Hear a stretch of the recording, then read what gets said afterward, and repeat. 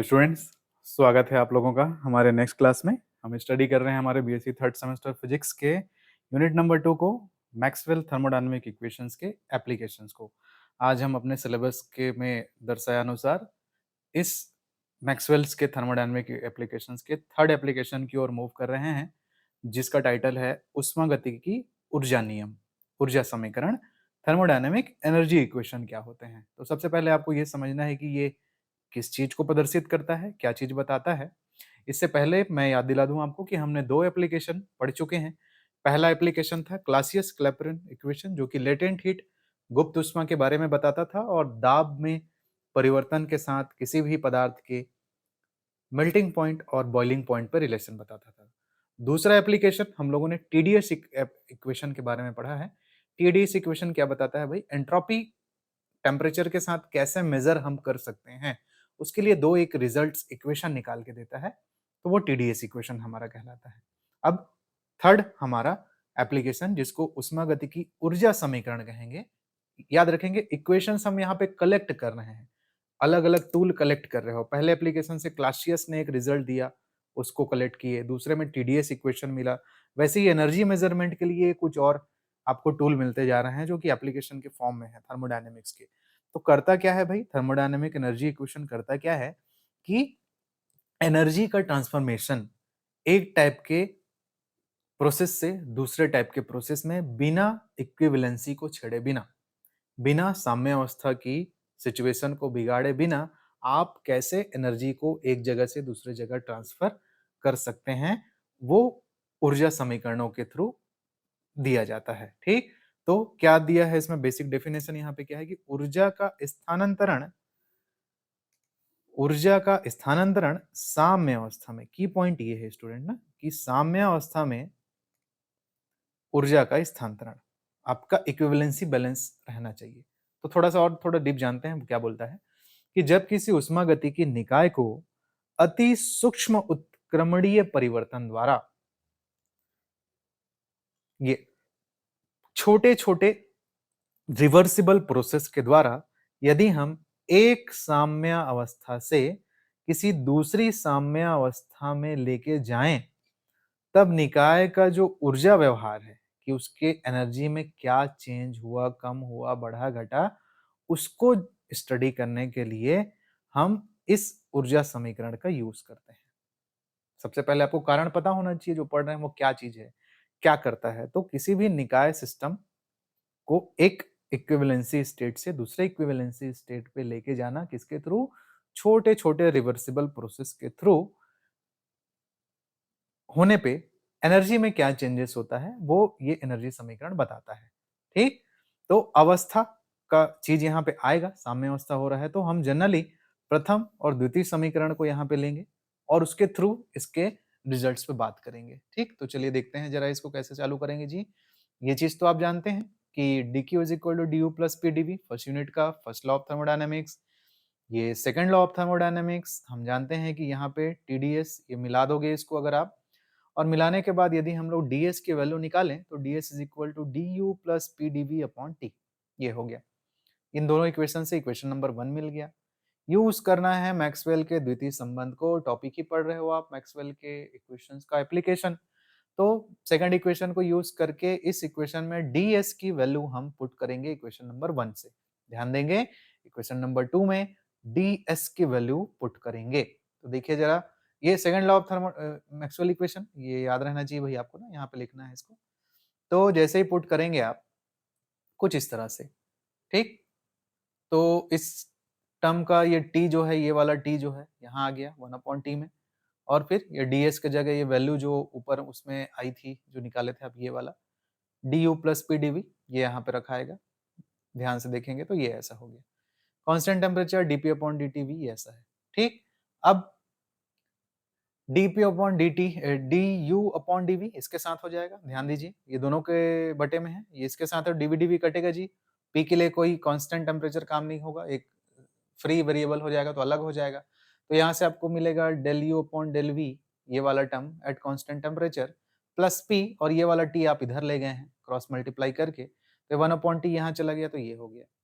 तो finally del you, क्योंकि energy पे क्या चेंज हो रहा है वो निकालना है, और एनर्जी क्या है, निकाय की जो भी एनर्जी है इंटरनल एनर्जी है ना, आंतरिक ऊर्जा। तो del V upon del V at constant temperature is equal to T del P upon del T V, ये वाला टर्म और ये पी इधर गया तो माइनस पी हो गया। ठीक, इस समीकरण 3 को ऊर्जा का फर्स्ट समीकरण कहते हैं, प्रथम ऊर्जा का समीकरण, जिसका प्रयोग वॉल्यूम के सापेक्ष, ये देखिए वॉल्यूम के सापेक्ष किसी गैस की आंतरिक ऊर्जा को ज्ञात करने के लिए हम कर सकते हैं, तब जब आपको उस गैस का अवस्था समीकरण प्राप्त हो, ज्ञात हो।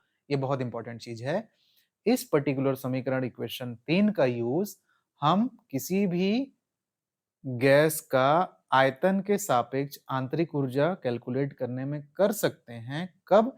जब हमें उस गैस का अवस्था समीकरण पता हो। अब हम जानते हैं कि गैस दो प्रकार के होते हैं, एक तो जो आइडियली है, आइडियल गैस जिसको बोलते हैं, जो कि प्रैक्टिकली पॉसिबल नहीं है, और एक होता है हमारा रियल गैस जिसको बोलते हैं, या जिसको हम लोग और क्या बोलते हैं जी, वंडर वॉल गैस बोलते हैं ना।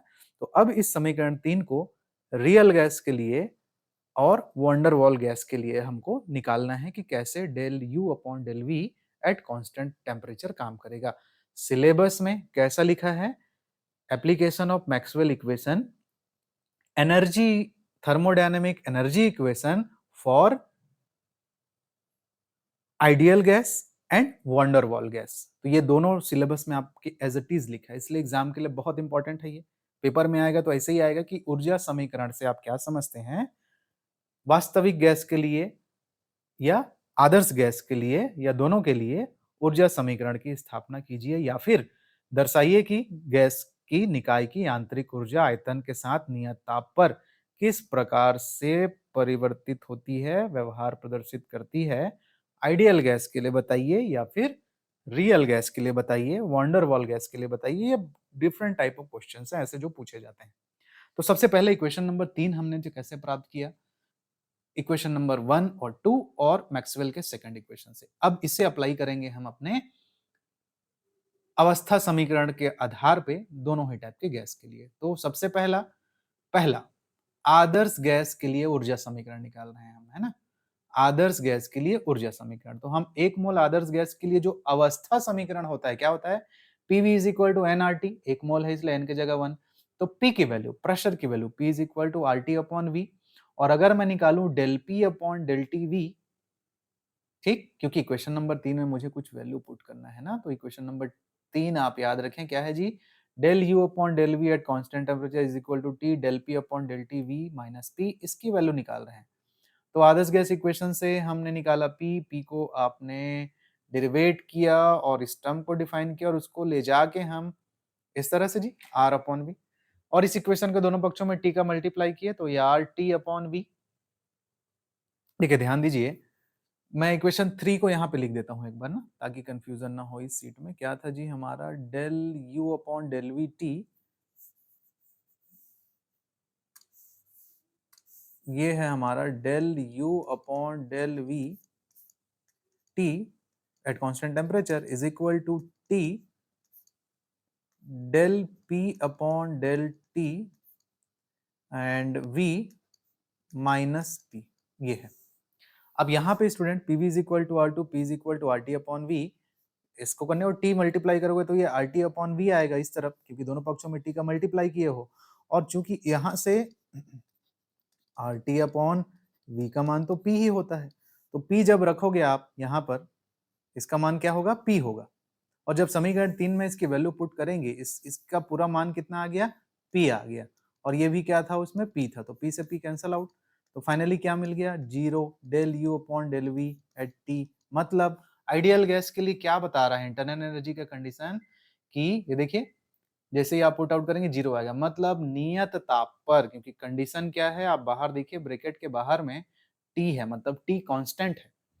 नियत ताप पर जो आदर्श गैस होता है उसकी आंतरिक ऊर्जा उसके आयतन पर निर्भर नहीं करती, उसकी आंतरिक ऊर्जा में कोई परिवर्तन नहीं होता है यदि टेम्परेचर को हम कांस्टेंट मान के रखे हैं, क्योंकि वॉल्यूम में अंतरा आणविक संघट्ट, इंटरमोलिकुलर कोलिजन वगैरह ये सब चीज नहीं माना जाता। अगर आदर्श गैस है तो आदर्श गैस की प्रॉपर्टी है कि वो आपस में टकराते नहीं हैं, बहुत स्मूथली मूव करते हैं, उसके गैस के मॉलिक्यूल्स जो हैं, उसकी कोई एनर्जी लॉस नहीं होती है, ठीक? वो एक हिसाब से रहते हैं, लेकिन प्रैक्टिकली ऐसा पॉसिबल नहीं है, आपको पता है ना? तो भाई आदर्श गैस के कंसेप्ट के लिए यदि ये कंसेप्ट निकल के आ रहा है कि del U upon del V eight constant temperature, और टेम्परेचर कांस्टेंट है, मतलब सारा चीज जो भी एनर्जी पाएगा, आदर्श गैस के मॉलिक्यूल्स जो भी एनर्जी पाएंगे वो बाहर से दिए जाने वाले टेम्परेचर से ही पाएंगे। और चूंकि टेम्परेचर को तो आपने कांस्टेंट कर दिया है, और टेम्परेचर कांस्टेंट कर दिया है, इसलिए del U upon del V volume के रिस्पेक्ट में कोई चेंज नहीं होगा।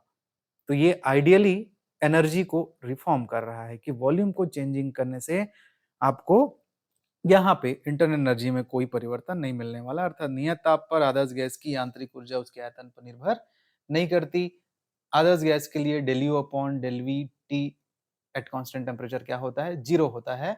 ऊर्जा समीकरण है किसके लिए? आदर्श समीकरण, आदर्श गैस के लिए। ओके, अब इसे हम अप्लाई करें किसके लिए जी? वॉन्डरवाल गैस के लिए। तो वॉन्डरवाल गैस के लिए देखिए क्या होगा, अगला पार्ट इस इंपॉर्टेंट टॉपिक का। वॉन्डरवाल या फिर वास्तविक गैस के लिए ऊर्जा समीकरण क्या होगा?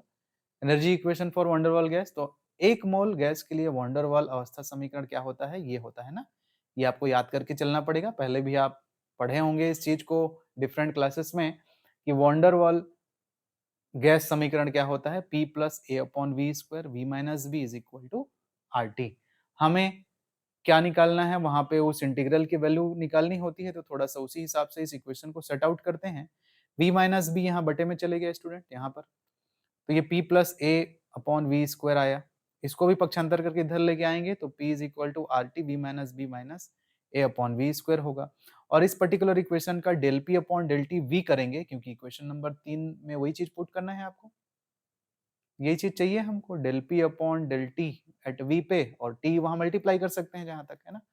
तो ये देखिए, तो वही हमने del P upon del T V निकाला तो आर बटे वी माइनस बी मिला। और अगर हम इसकी वैल्यू उस पर्टिकुलर समीकरण में पुट करते हैं, इसकी वैल्यू वहां पे पुट करेंगे, तो देखिए ये समीकरण 3 यही है ना। तो del U upon del V T T del P upon del T का मान ये हो गया, और p का मान रख देंगे तो p का मान यहां से आ जाएगा, तो p का मान यहां से रख दिए, तो फाइनली यू हैव, ये दोनों टर्म आपके कैंसिल आउट हो जाएंगे ये वाले। तो del U upon del V T is equal to A upon V square. A constant होता है ना, आप जानते हैं ए और बी वंडरवॉल के कंडीशन में कुछ कांस्टेंट होते हैं जो कि डिफरेंट वैल्यूज पे डिपेंड करता है, तो ये टर्म जीरो नहीं आया है। Del U upon del V T energy का जो इक्वेशन है ए अपॉन वी स्क्वायर आया है, कुछ ना कुछ वैल्यू मिल के आई है। तो कंक्लूजन लाइन क्या लिखेंगे आप कि भाई जो वास्तविक गैस होते हैं उसमें आयतन में जो परिवर्तन होने से जो आंतरिक ऊर्जा में परिवर्तन होगा, del V with respect to del U upon del V, इसी को लिख रहे हैं। वास्तविक गैसों में आयतन में जो परिवर्तन होने से जो आंतरिक ऊर्जा में परिवर्तन होगा, वो गैस के आयतन में परिवर्तन में कुछ आंतरिक कार्य करेगा, क्योंकि ये जीरो नहीं है, नॉन जीरो नहीं है ना, सॉरी जीरो नहीं है, कुछ ना कुछ वैल्यू है।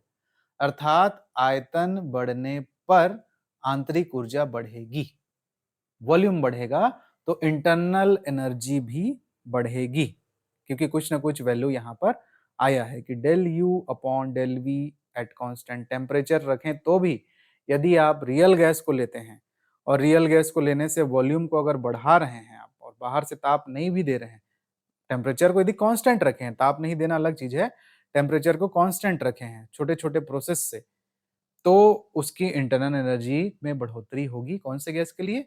रियल गैस के लिए। और आदर्श गैस के लिए क्या होता है? जीरो होता है। ठीक, तो ये कंक्लूजन आप लिखेंगे यहाँ पे कि अर्थात वास्तविक गैस में आयतन परिवर्तन से आंतरिक ऊर्जा में परिवर्तन होता है, अर्थात गैस के आयतन परिवर्तन में कुछ आंतरिक कार्य हमें करना पड़ता है। इस प्रकार से आयतन बढ़ने पर हमारी आंतरिक ऊर्जा बढ़ेगी। ये एनर्जी इक्वेशन किसके लिए हो जाएगा? वंडरवॉल गैस के लिए। तो ये सिलेबस में एज इट इज इस तरह से लिखा हुआ था स्टूडेंट। ये टॉपिक बहुत इंपॉर्टेंट है एग्जाम के लिए। क्वेश्चन कैसे आएगा? What do you mean by energy equation derive for the ideal gas and for the real gas और वंडरवॉल गैस।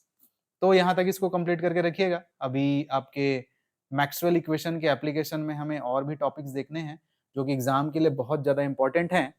अब भाई आप लोग डिफरेंट यूनिवर्सिटीज़ से रिलेटेड हैं, मैं पहले भी बताया था। बहुत सारे 8-10 यूनिवर्सिटी स्टेट में काम कर रहे हैं या तो आप जिस भी यूनिवर्सिटी के छात्र हों तो ज़रूरी नहीं है कि एक ही टॉपिक एप्लीकेशन का पूछे।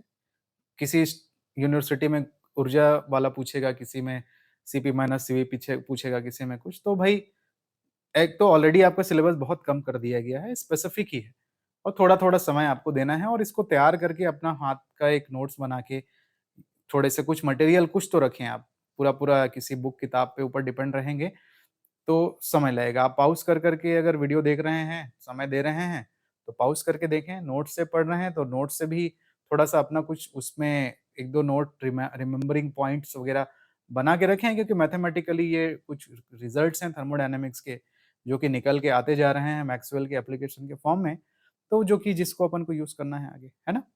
तो चलिए मिलते हैं हम लोग अपने नए क्लास में हमारे सिलेबस को लेते हुए अगले एप्लीकेशन को। Okay, thank you.